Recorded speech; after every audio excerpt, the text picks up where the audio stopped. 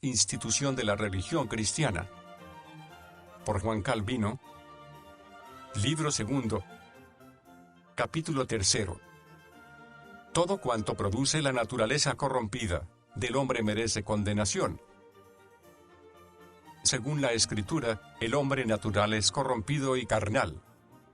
Pero ninguna manera mejor de conocer al hombre respecto a ambas facultades que atribuirle los títulos con que le pinta la Escritura. Si todo hombre queda descrito con estas palabras de Cristo, lo que es nacido de la carne, carne es, Juan 3:6. Bien se ve que es una criatura harto miserable, porque como dice el apóstol, todo afecto de la carne es muerte, puesto que es enemistad contra Dios, y por eso no se sujeta a la ley de Dios, ni se puede sujetar. Romanos 8:6 y 7. Es tanta la perversidad de la carne que osa disputar con Dios, que no puede someterse a la justicia de su ley, y que, finalmente, ¿no es capaz de producir por sí misma más que la muerte? Supongamos que no hay en la naturaleza del hombre más que carne. Decidme si podréis sacar de allí algo bueno, pero alguno puede que diga que este término carne tiene relación únicamente con la parte sensual, y no con la superior del alma. Respondo que eso se puede refutar fácilmente por las palabras de Cristo y del apóstol.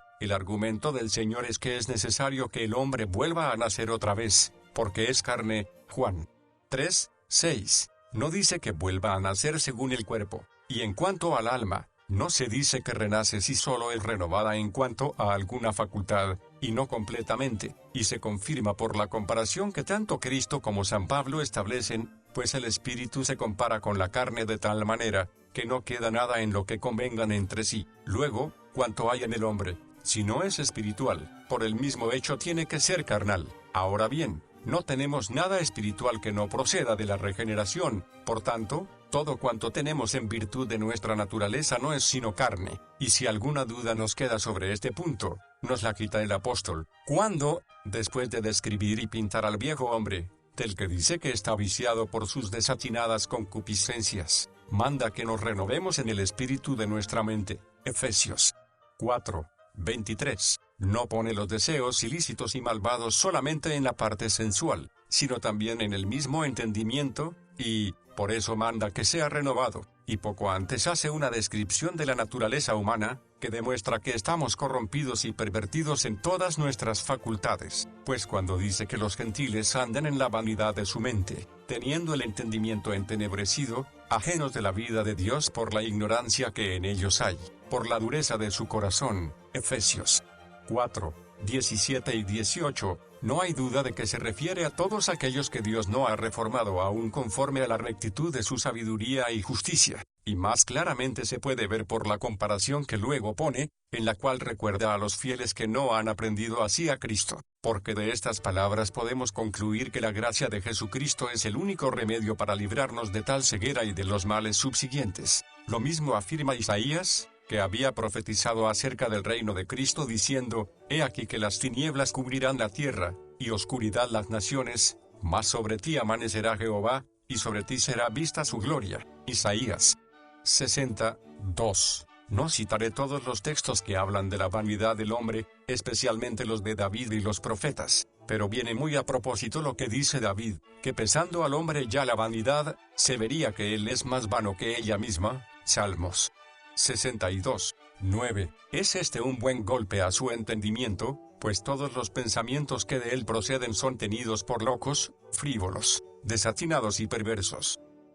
El corazón del hombre es vicioso y está vacío de todo bien, y no es menos grave la condenación proferida contra su corazón, cuando se dice que todo él es engañoso y perverso más que todas las cosas. Jeremías 17:9. Mas, como quiero ser breve, me contentaré con una sola cita, que sea como un espejo muy claro en el cual podremos contemplar la imagen total de nuestra naturaleza, queriendo el apóstol abatir la arrogancia de los hombres. Afirma, no hay justo, ni aun uno, no hay quien entienda, no hay quien busque a Dios, todos se desviaron, a una se hicieron inútiles, no hay quien haga lo bueno, no hay ni siquiera uno, sepulcro abierto es su garganta, con su lengua engañan. Veneno de áspides hay debajo de sus labios, su boca está llena de maldición y de amargura, sus pies se apresuran para derramar sangre, quebranto y desventura hay en sus caminos, y no conocieron camino de paz, no hay temor de Dios delante de sus ojos. Romanos 3, 10 al 18, Salmos 14, 1 al 3. El apóstol fulmina con estas graves palabras, no a cierta clase de personas, sino a todos los descendientes de Adán. No reprende las malas costumbres de este o del otro siglo, sino que acusa a la perpetua corrupción de nuestra naturaleza, pues su intención en este lugar no es simplemente reprender a los hombres para que se enmienden, sino enseñarles a todos, desde el primero al último, que se encuentran oprimidos por tal calamidad, que jamás podrán librarse de ella si la misericordia de Dios no lo hace, y como no se podía probar esto sin poner de manifiesto que nuestra naturaleza se halla hundida en esta miseria y perdición, alega estos testimonios con los que claramente se ve que nuestra naturaleza está más que perdida. Queda pues bien establecido que los hombres son como el apóstol los ha descrito, no simplemente en virtud de alguna mala costumbre, sino por perversión natural, pues de otra manera el argumento que USA no serviría para nada.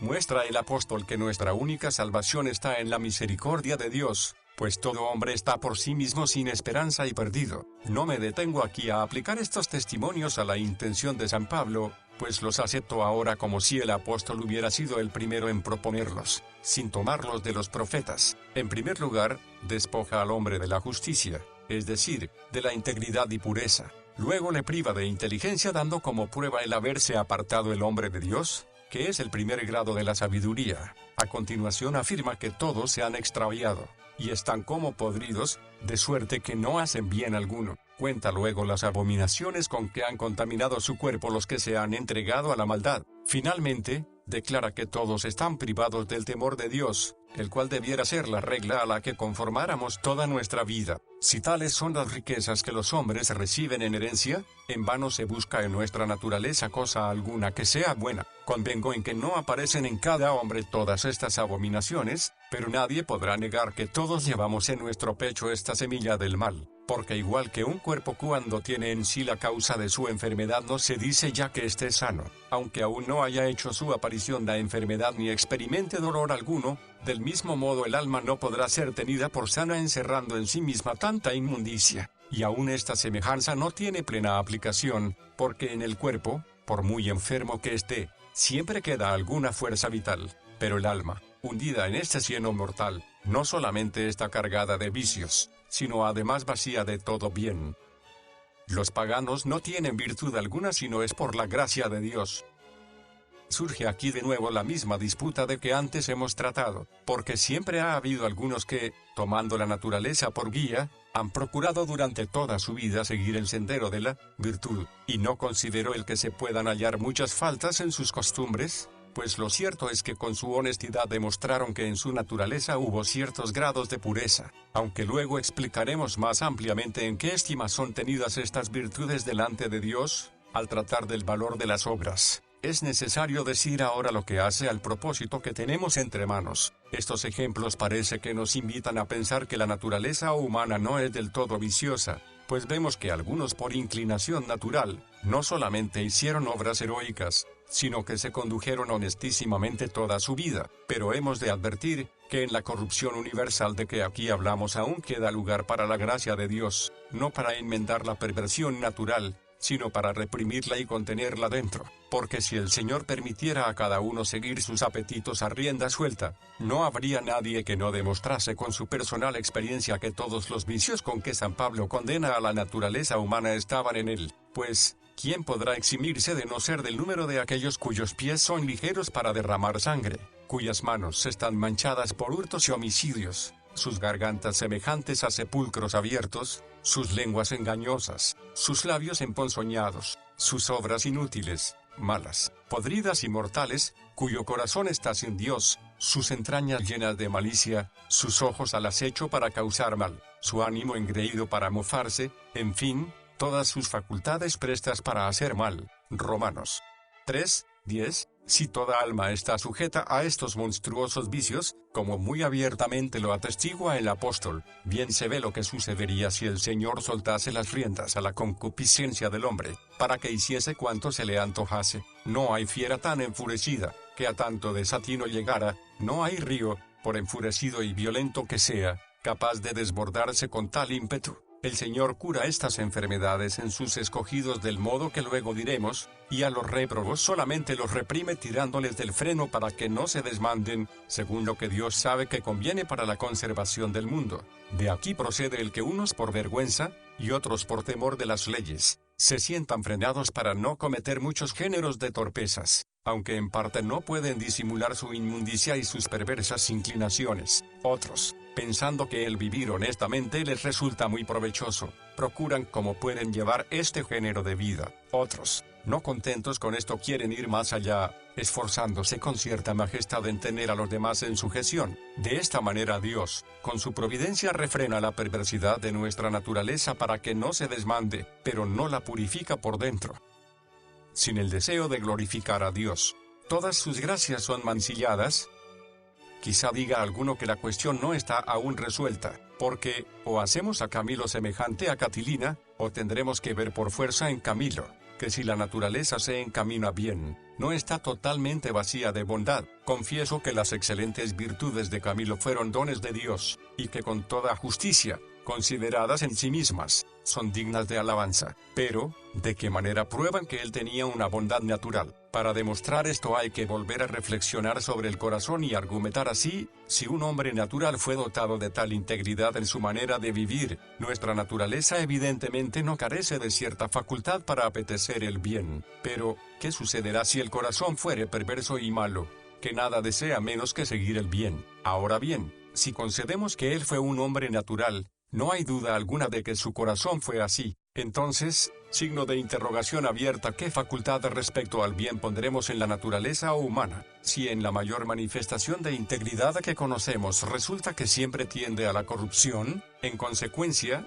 así como no debemos alabar a un hombre de virtuoso, si sus vicios están encubiertos bajo capa de virtud, igualmente no hemos de atribuir a la voluntad del hombre la facultad de apetecer lo bueno, mientras permanezca estancada en su maldad. Por lo demás, la solución más fácil y evidente de esta cuestión es decir que estas virtudes no son comunes a la naturaleza, sino gracias particulares del Señor, que las distribuye incluso a los infieles del modo y en la medida que lo tiene por conveniente. Por eso en nuestro modo corriente de hablar no dudamos en decir que uno es bien nacido, y el otro no, que éste es de buen natural, y el otro de malo. Sin embargo, no por ello excluimos a ninguno de la universal condición de la corrupción humana, sino que damos a entender la gracia particular que Dios ha concedido a uno, y de la que ha privado al otro. Queriendo Dios hacer rey a Saúl, lo formó como a un hombre nuevo. Primero de Samuel 10:6. Por esto Platón, siguiendo la fábula de Homero, dice que los hijos de los reyes son formados de una masa preciosa, para diferenciarlos del vulgo, porque Dios, queriendo mirar por el linaje humano, dota de virtudes singulares a los que constituye en dignidad, y ciertamente que de este taller han salido los excelentes gobernantes de los que las historias nos hablan, y lo mismo se ha de decir de los que no desempeñan oficios públicos. Mas, como quiera que cada uno, cuanto mayor era su excelencia, más se ha dejado llevar de la ambición, todas sus virtudes quedaron mancilladas y perdieron su valor ante Dios, y todo cuanto parecía digno de alabanza en los hombres profanos ha de ser tenido en nada. Además, cuando no hay deseo alguno de que Dios sea glorificado, falta lo principal de la rectitud. Es evidente que cuantos no han sido regenerados están vacíos, si bien lejos de poseer este bien. No en vano se dice en Isaías, que el espíritu de temor de Dios reposará sobre Cristo, Isaías 11:2. Con lo cual se quiere dar a entender, que cuantos son ajenos a Cristo están también privados de este temor, que es principio de sabiduría. En cuanto a las virtudes que nos engañan con su vana apariencia, serán muy ensalzadas ante la sociedad y entre los hombres en general, pero ante el juicio de Dios no valdrán lo más mínimo para obtener con ellas justicia. El hombre natural está despojado de toda sana voluntad.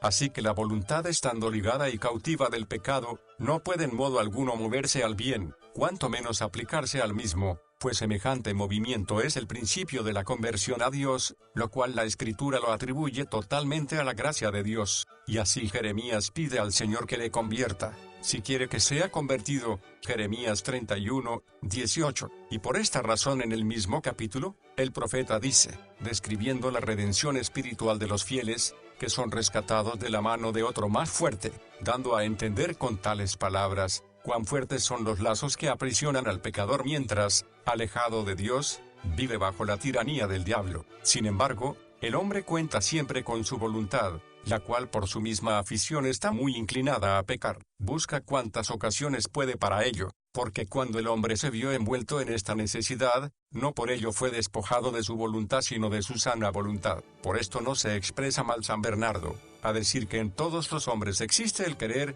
mas querer el bien es bendición, y querer lo malo es pérdida. Así que al hombre le queda simplemente el querer el mal viene de nuestra naturaleza corrompida, y querer el bien, de la gracia. Y en cuanto a lo que digo, que la voluntad se halla despojada de su libertad y necesariamente atraída hacia el mal, es de maravillar que haya quien tenga por dura tal manera de hablar, pues ningún absurdo encierra en sí misma, y ha sido usada por los doctores antiguos, distinción entre necesidad y violencia. Puede que se ofendan los que no saben distinguir entre necesidad y violencia, pero si alguien les preguntare a estos tales si Dios es necesariamente bueno y el diablo es malo por necesidad, ¿qué responderán? Evidentemente la bondad de Dios está de tal manera unida a su divinidad, que tan necesario es que sea bueno, como que sea Dios, y el diablo por su caída de tal manera está alejado del bien, que no puede hacer cosa alguna, sino el mal. Y si alguno afirma con blasfemia que Dios no merece que se le alabe grandemente por su bondad,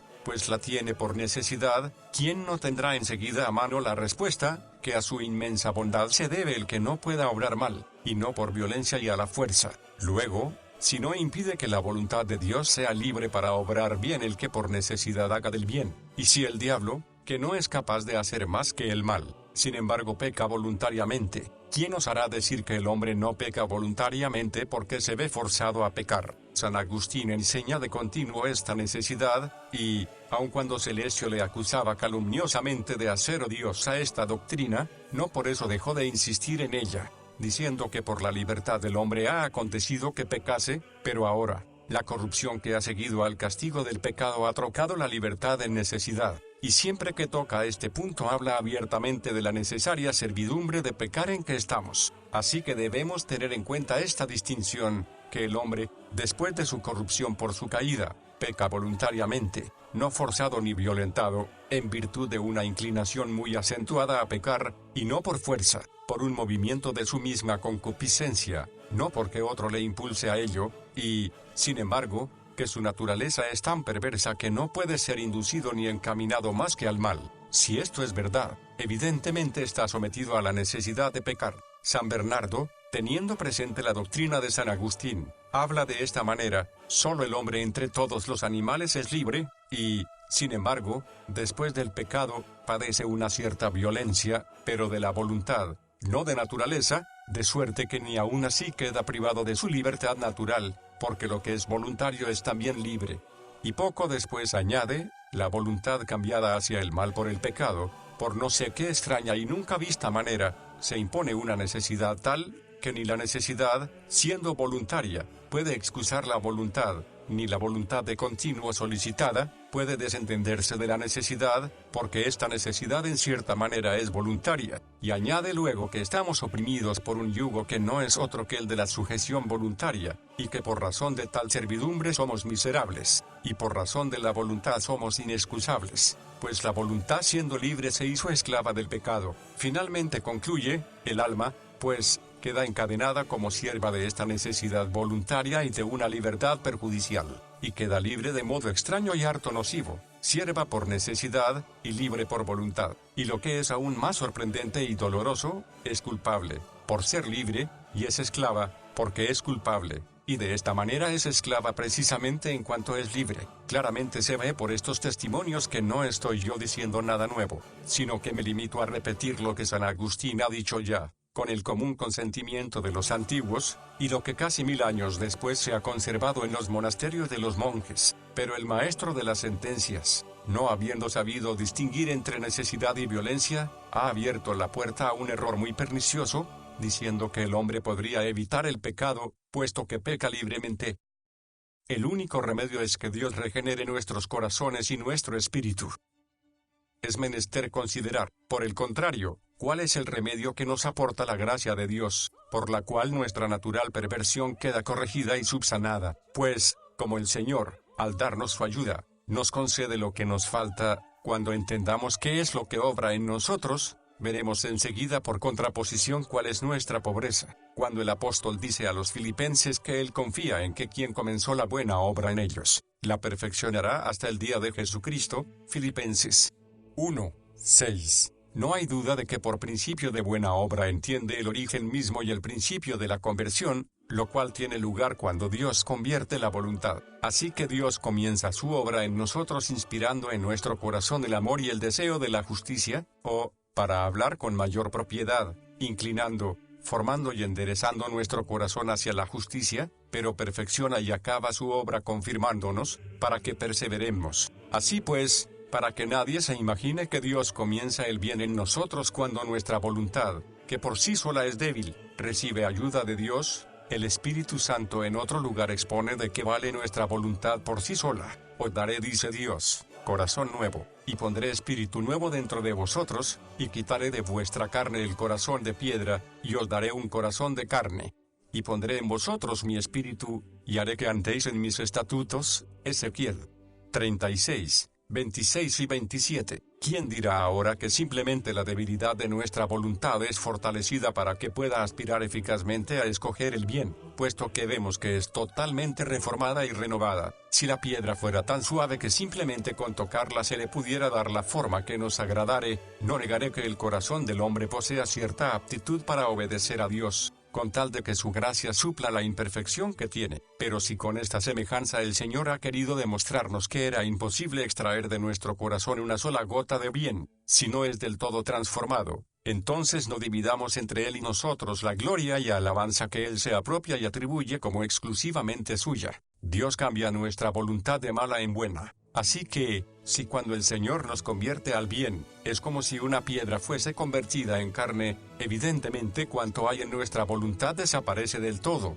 y lo que se introduce en su lugar es todo de Dios. Digo que la voluntad es suprimida, no en cuanto a voluntad, porque en la conversión del hombre permanece íntegro lo que es propio de su primera naturaleza. Digo también que la voluntad es hecha nueva, no porque comience a existir de nuevo, sino porque de mala es convertida en buena. Y digo que esto lo hace totalmente Dios, porque, según el testimonio del apóstol, no somos competentes por nosotros mismos para pensar algo como de nosotros mismos. 2 Corintios 3:5. Por esta causa en otro lugar dice, que Dios no solamente ayuda a nuestra débil voluntad y corrige su malicia, sino que produce el querer en nosotros. Filipenses 2:13. De donde se deduce fácilmente lo que antes he dicho, que todo el bien que hay en la voluntad es solamente obra de la gracia, y en este sentido el apóstol dice en otra parte, que Dios es quien obra todas las cosas en todos. 1 Corintios 12:6.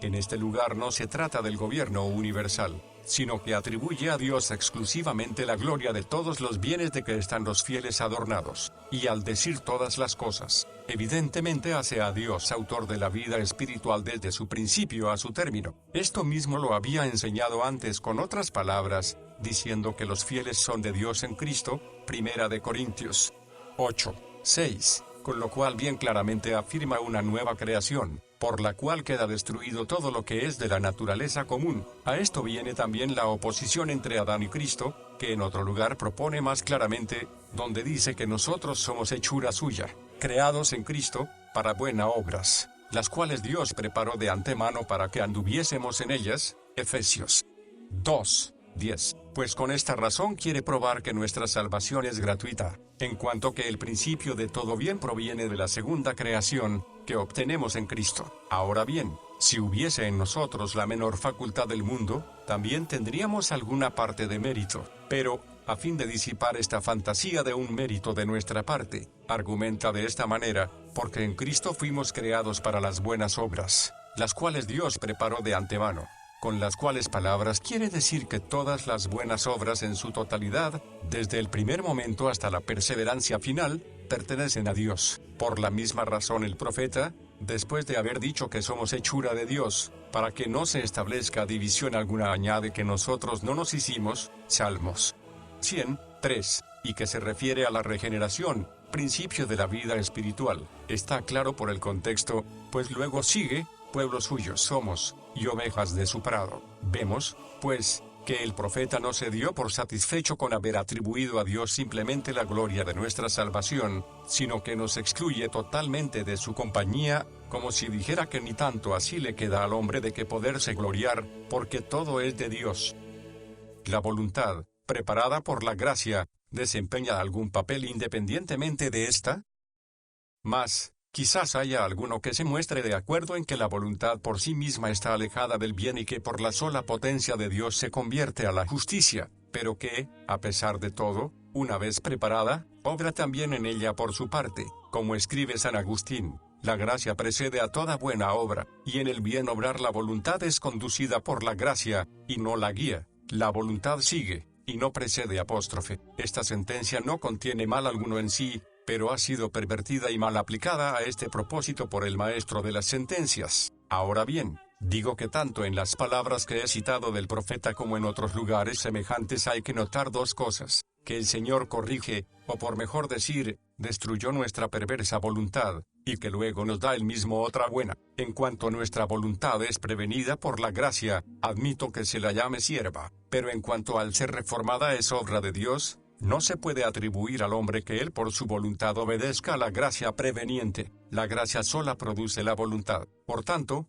no se expresó bien San Crisóstomo cuando dijo: ni la gracia sin la voluntad, ni la voluntad sin la gracia, pueden obrar cosa alguna apóstrofe, como si la voluntad misma no fuera hecha y formada por la gracia, según lo hemos probado poco antes por San Pablo. En cuanto a San Agustín, su intención, al llamar a la voluntad sierva de la gracia, no fue atribuirle papel alguno en el bien obrar, sino que únicamente pretendía refutar la falsa doctrina de Pelagio, el cual ponía como causa primera de la salvación los méritos del hombre. Así que San Agustín insistía en lo que hacía a su propósito, a saber, que la gracia precede a todo mérito, dejando aparte la cuestión del perpetuo efecto de la gracia en nosotros, de lo cual trata admirablemente en otro lugar, porque, cuando dice repetidas veces que el Señor previene al que no quiere, para que quiera, y que asiste al que quiere, para que no quiera en vano, pone al Señor como autor absoluto de las buenas obras. Por lo demás, sobre este tema hay en sus escritos muchas sentencias harto claras. Los hombres, dice, se esfuerzan por hallar en nuestra voluntad lo que nos pertenece a nosotros, y no a Dios, mas yo no sé cómo lo podrán encontrar. Y en el libro primero contra Pelagio y Celestio, interpretando aquel dicho de Cristo: todo aquel que oyó al Padre, y aprendió de él, viene a mí. Juan 6:45, dice, la voluntad del hombre es ayudada de tal manera que no solamente sepa lo que ha de hacer, sino que, sabiéndolo, lo ponga también por obra, y así, cuando Dios enseña, no por la letra de la ley, sino por la gracia del Espíritu, de tal manera enseña que lo que cada uno ha aprendido, no solamente lo vea conociéndolo, sino que también, queriéndolo lo apetezca, y obrándolo lleve a cabo. Testimonio de la Escritura.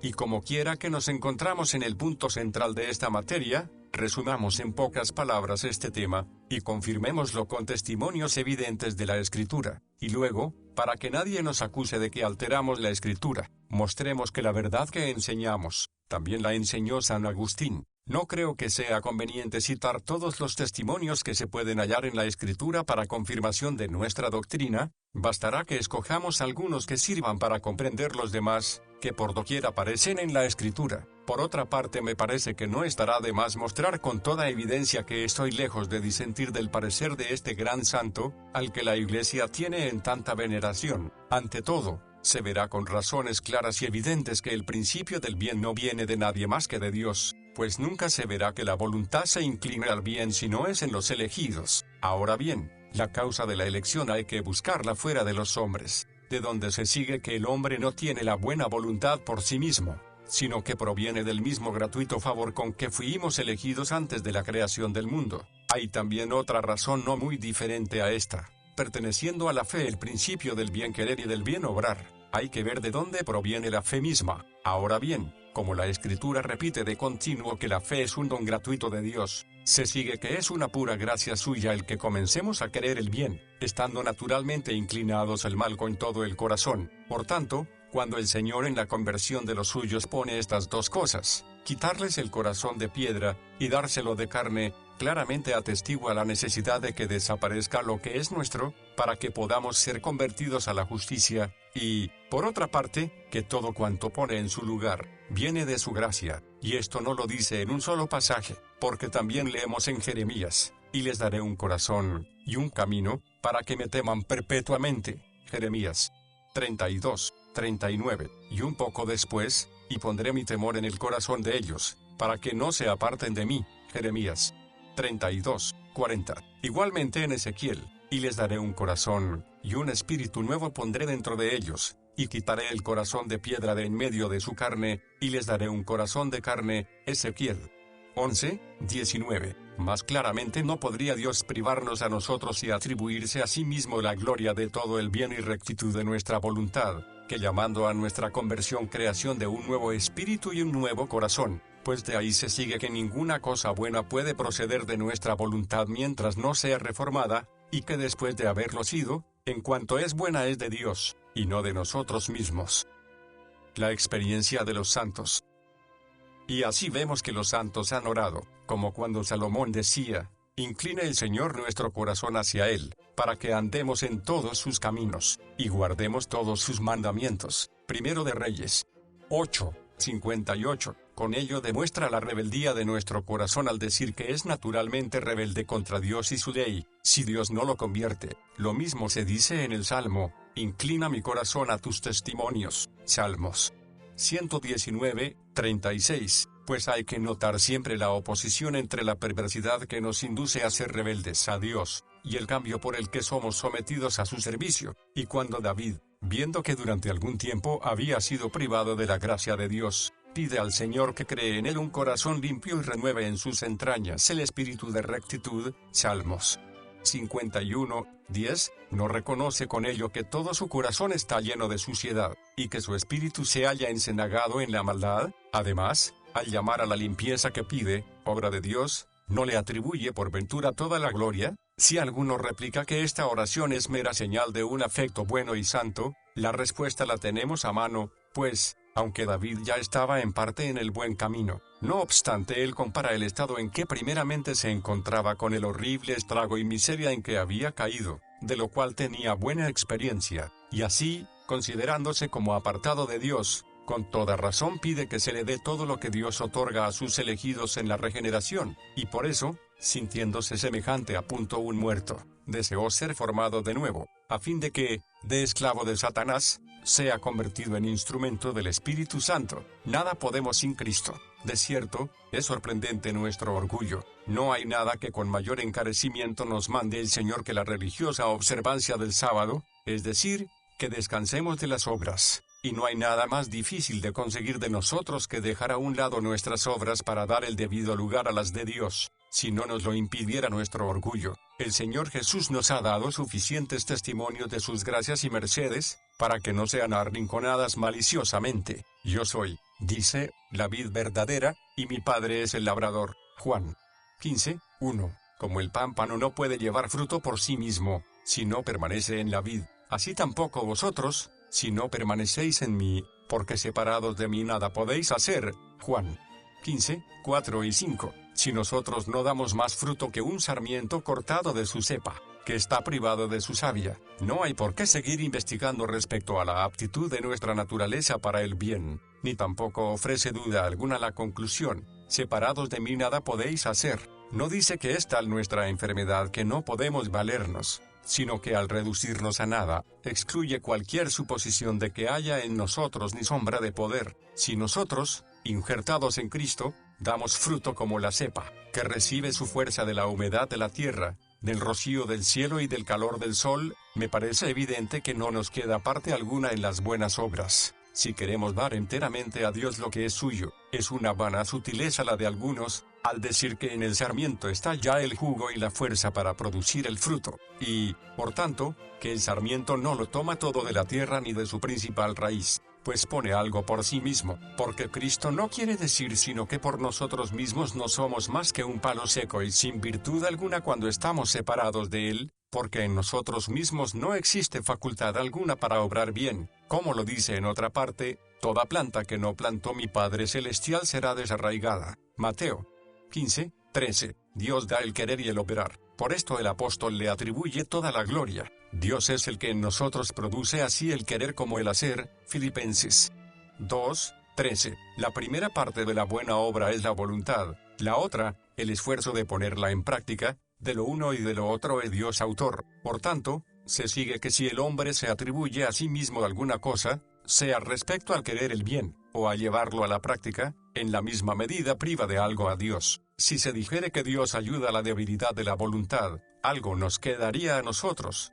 pero al decir que hace la voluntad, demuestra que todo el bien que hay en nosotros viene de fuera, y no es nuestro, y porque aún la misma buena voluntad está oprimida por el peso de la carne, de suerte que no puede conseguir lo que pretende. Añade luego que para vencer las dificultades que nos salen al paso, el Señor nos da constancia y esfuerzo a fin de obrar hasta el fin, pues de otro modo no podría ser verdad lo que dice en otro lugar: Dios que hace todas las cosas en todos, es el mismo. Primera de Corintios 12:6. En lo cual hemos demostrado que se comprende todo el curso de la vida espiritual. Por esta causa David, después de haber pedido al Señor que le mostrase sus caminos, para andar en su verdad, dice luego: afirma mi corazón para que tema tu nombre. Salmos 86:11. Con lo cual quiere decir que incluso los de buenos sentimientos están tan sujetos a engaños, que fácilmente se desvanecerían, o se irían como el agua, si no fuesen fortalecidos con la constancia. Y de acuerdo con esto,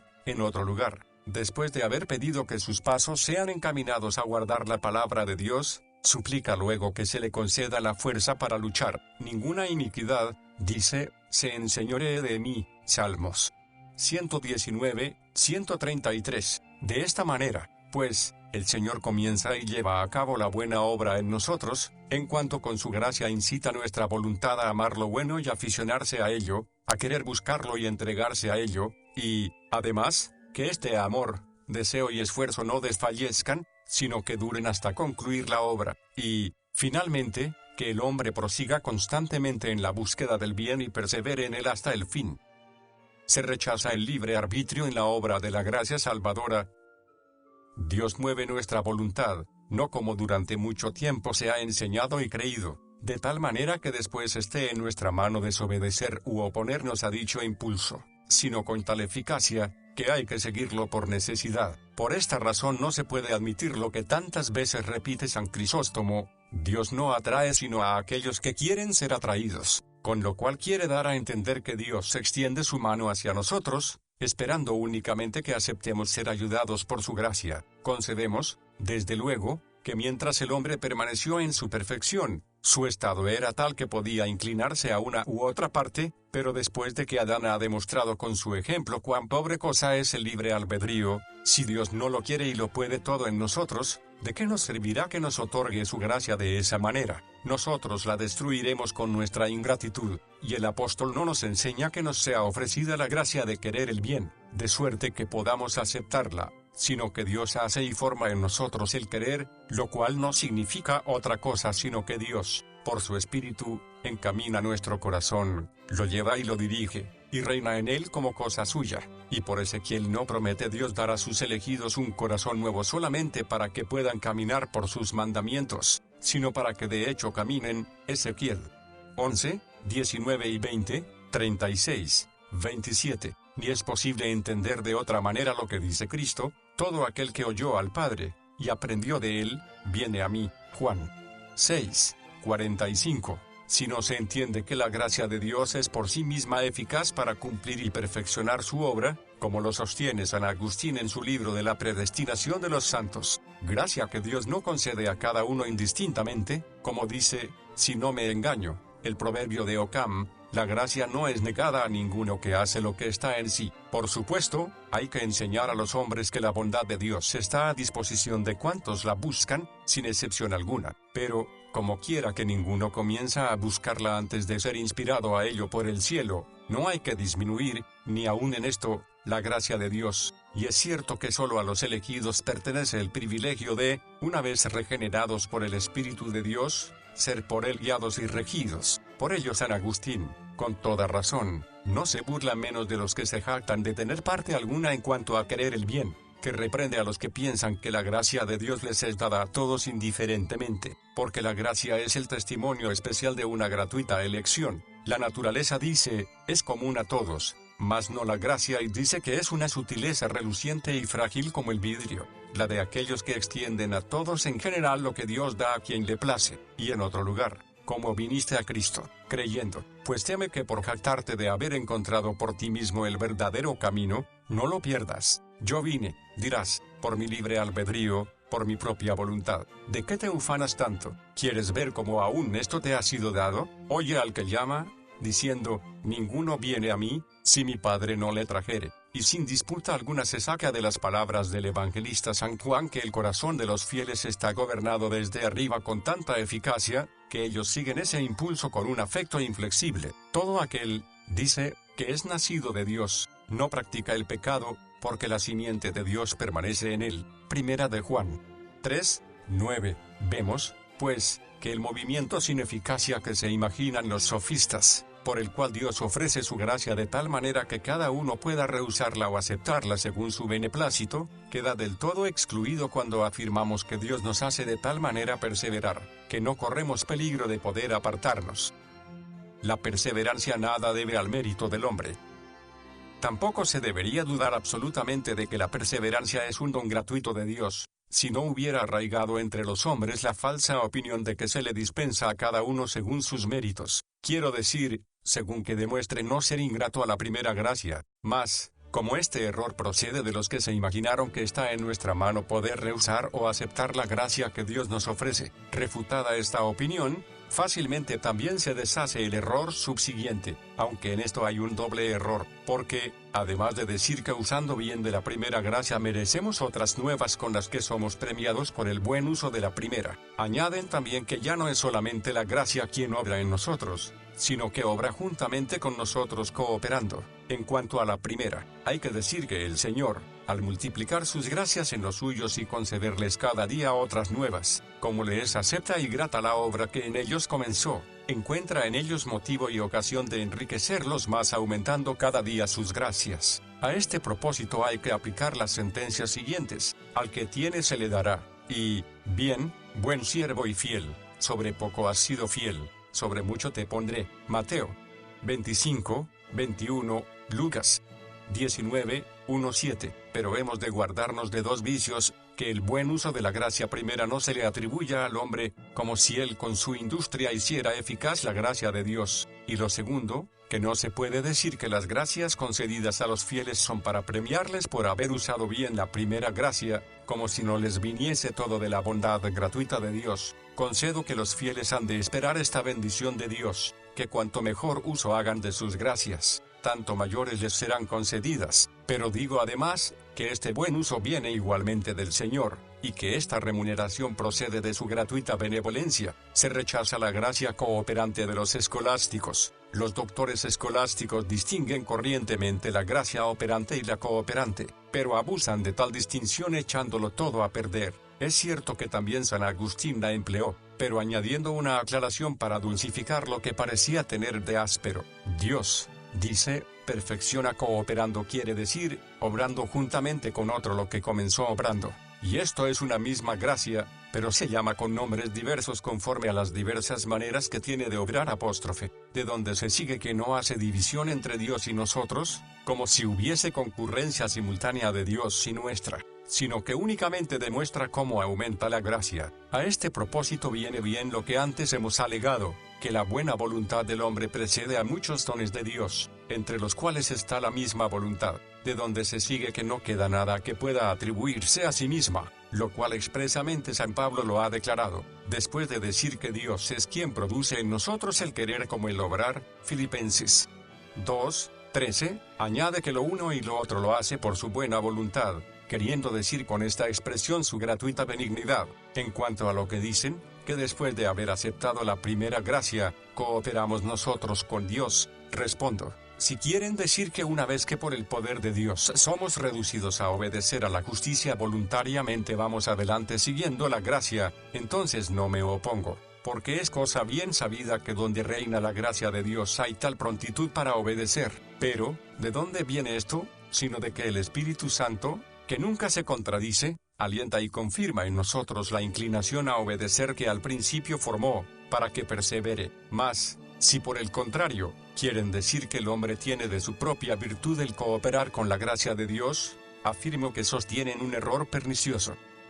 Para confirmación de su error alegan falsamente el dicho del apóstol: he trabajado más que todos ellos, pero no yo, sino la gracia de Dios conmigo. Primera de Corintios 15:10. Entienden este texto como sigue: como parece que el apóstol se gloria con mucha arrogancia de haber aventajado a los demás, se corrige atribuyendo la gloria a la gracia de Dios, pero de tal manera que se pone como parte con Dios en su obrar. Es sorprendente que tantos que bajo otro aspecto no eran malos hayan tropezado en este obstáculo, porque el apóstol no dice que la gracia de Dios trabajó con él, tomándolo como compañero y parte en el trabajo, sino que precisamente con tal corrección atribuye todo el honor de la obra a la gracia exclusivamente.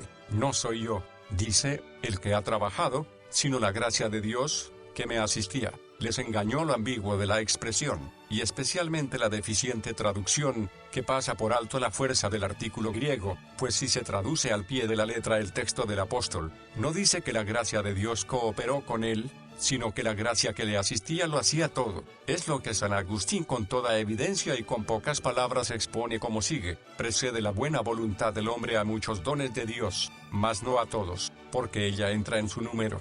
Y da luego la razón, porque está escrito: su misericordia me previene, y su misericordia me seguirá. Salmos 59, 10, 23,6. Al que no quiere, Dios le previene para que quiera; al que quiere, le sigue, para que no quiera en vano. Apóstrofe. Con lo cual se muestra de acuerdo San Bernardo al presentar a la iglesia diciendo: oh Dios, atráeme como por fuerza, para hacer que yo quiera; tira de mí, que soy perezosa, para que me hagas correr. Testimonio de San Agustín. Oigamos ahora las palabras mismas de San Agustín, para que los pelagianos de nuestro tiempo, es decir, los sofistas de la Sorbona, no nos echen en cara, como acostumbran, que todos los doctores antiguos nos son contrarios, con lo cual evidentemente imitan a su padre Pelagio, que empleó la misma calumnia con San Agustín. Trata por extenso esta materia en el libro que titulé de la corrección y de la gracia, del cual citaré brevemente algunos lugares, aunque con sus mismas palabras. Dice él, que la gracia de perseverar en el bien le fue dada a Adán, para que usara de ella si quería, pero que a nosotros se nos da para que queramos, y, queriendo, venzamos la concupiscencia. Que Adán tuvo el poder, si hubiere querido, mas no tuvo el querer, para poder. A nosotros se nos da el querer y el poder. La primera libertad fue poder no pecar, la nuestra es mucho mayor, no poder pecar, y a fin de que no pensemos algunos, como lo hizo el maestro de las sentencias, que se refería a la perfección de que gozamos en la gloria. Más abajo quita la duda, diciendo: la voluntad de los fieles es de tal manera guiada por el Espíritu Santo, que pueden obrar bien precisamente porque así lo quieren, y quieren, porque Dios hace que quieran. Segunda de Corintios 12, 9. Porque si con tan grande debilidad que requiere la intervención de la potencia de Dios para reprimir nuestro orgullo, se quedasen con su voluntad, de suerte que con el favor de Dios pudiesen, si quisieran, y Dios no hiciese que ellos quisieran, en medio de tantas tentaciones su flaca voluntad caería, y con ello no podrían perseverar. Por eso Dios ha socorrido a la flaqueza de la voluntad de los hombres, dirigiéndola con su gracia sin que ella pueda irse hacia un lado u otro, y así, por débil que sea, no puede desfallecer. Poco después, en el capítulo 14, trata también por extenso de cómo nuestros corazones necesariamente siguen el impulso de Dios, cuando Él los toca, diciendo así: es verdad que Dios atrae a los hombres de acuerdo con la voluntad de los mismos y no forzándolos, pero es Él quien les ha dado tal voluntad. He aquí, confirmado por boca de San Agustín, nuestro principal intento, a saber, que la gracia no la ofrece Dios solamente para que pueda ser rehusada o aceptada, según le agrade a cada uno, sino que la gracia, y únicamente ella, es la que inclina nuestros corazones a seguir su impulso, y hace que elijan y quieran, de tal manera que todas las buenas obras que se siguen después son frutos y efecto de la misma, y que no hay voluntad alguna que la obedezca, sino la que ella misma ha formado. Y por ello, el mismo San Agustín dice en otra parte, que no hay cosa alguna, pequeña o grande, que haga obrar bien, más que la gracia. La gracia de la perseverancia es gratuita. En cuanto a lo que dice en otra parte, que la voluntad no es destruida por la gracia, sino simplemente de mala convertida en buena, y que después de volverla buena, es además ayudada. Con esto solamente pretende decir que el hombre no es atraído como si fuese un tronco sin movimiento alguno de su corazón, y como a la fuerza, sino que es de tal manera tocado, que obedece de corazón, y que la gracia sea otorgada gratuitamente a los elegidos. Lo dice particularmente escribiendo a Paulino: sabemos que la gracia de Dios no es dada a todos los hombres, y a los que se les da, no les es dada según el mérito de sus obras, ni los méritos de su voluntad, sino de acuerdo con la gratuita bondad de Dios. Y a los que no se les da, sabemos que no se les da por justo juicio de Dios. Y en la misma carta condena de hecho la opinión de los que piensan que la gracia segunda es dada a los hombres por sus méritos, como si al no rechazar la gracia primera se hubieran hecho dignos de ella, porque él quiere que Pelagio confiese que la gracia nos es necesaria en toda obra, y que no se da en pago de las obras, para que de veras sea gracia. Pero no es posible resumir esta materia más brevemente de lo que él lo expone en el capítulo 8 del libro de la corrección y de la gracia. Enseña allí primeramente que la voluntad del hombre no alcanza la gracia por su libertad, sino la libertad por la gracia. En segundo lugar, que en virtud de aquella gracia se conforma al bien, porque se le imprime un deleitable afecto a perseverar en él. Lo tercero, que es fortalecida con una fuerza invencible para resistir al mal. En cuarto lugar, que estando regida por ella jamás falta, pero si es abandonada, al punto cae otra vez. Asimismo, que por la gratuita misericordia de Dios la voluntad es convertida al bien, y convertida, persevera en él, que, cuando la voluntad del hombre es guiada al bien, el que, después de ser a él encaminada, sea constante en él. Todo esto depende de la voluntad de Dios únicamente, y no de mérito alguno suyo. De esta manera, no le queda al hombre más albedrío, si así se puede llamar, que el que él describe en otro lugar, tal que ni puede convertirse a Dios, ni permanecer en Dios, más que por la sola gracia, y que todo cuanto puede, solo por la gracia lo puede.